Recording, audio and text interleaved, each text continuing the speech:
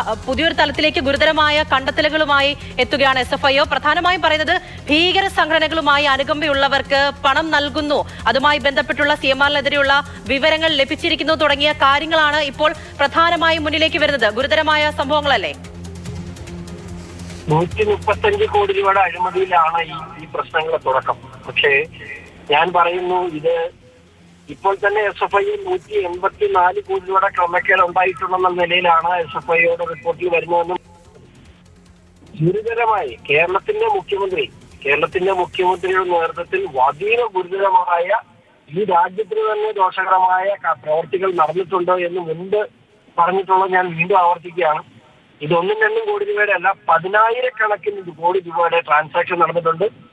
ഇവിടെ ദുബായിൽ കേന്ദ്രീകരിച്ച് ഈ ഒരു ഭീകര സംഘടനകളുടെ കാര്യങ്ങൾക്കപ്പുറം ഈ അന്വേഷണത്തിൽ കണ്ടെത്തിയെന്ന് പറയുന്ന പ്രധാനപ്പെട്ട പോയിന്റ്, കേരളത്തെ ബാധിക്കുന്ന പോയിന്റ്, ഒരു രാഷ്ട്രീയ നേതാവിനെ സ്വാധീനിക്കാൻ വേണ്ടിയാണ് എക്സാലോജിക്കിന് പണം നൽകിയത്.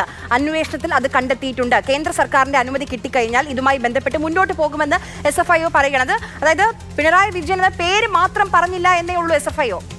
അല്ല, ഇത് prominent person related to Veena Vijayan എന്ന് പറയുന്നത് ഒന്നെങ്കിൽ പിണറായി വിജയൻ ആയിരിക്കണം, അല്ലെങ്കിൽ മുഹമ്മദ് റിയാസ് ആയിരിക്കണം.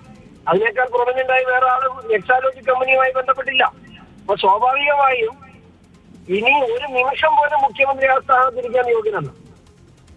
ഈ കാലിത്തീറ്റ കുംഭകോണവുമായാണ് താരതമ്യം ചെയ്തത്. അതിൽ ലാലു പ്രസാദ് യാദവിന്റെ രാഷ്ട്രീയ ഭാവി അവസാനിപ്പിച്ച വിഷയമാണ്.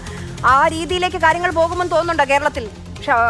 കേരളത്തിന്റെ രാഷ്ട്രീയ ഭാവി മാത്രമല്ല, ശേഷിക്കുന്ന കാലത്ത് കേരളത്തിന്റെ മുഖ്യമന്ത്രി ശ്രീ പിണറായി വിജയൻ ശേഷിക്കുന്ന കാലം ജയിലിലായിരിക്കുമെന്നുള്ള കാര്യത്തിൽ എനിക്ക് യാതൊരു സംശയമില്ല.